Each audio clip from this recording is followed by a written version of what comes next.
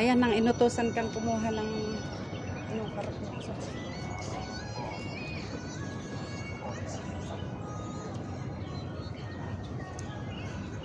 Ayan mga best friend, na inutusan akong kumuha ng kahon sa post office.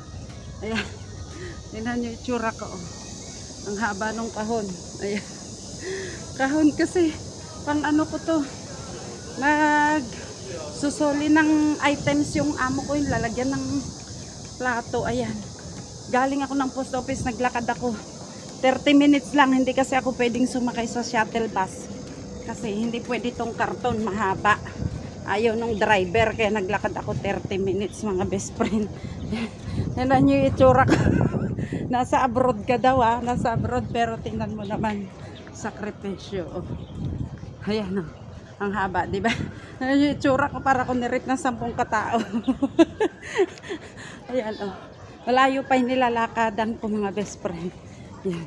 May bit-bit pa akong payong. Ang sexy ko, di ba?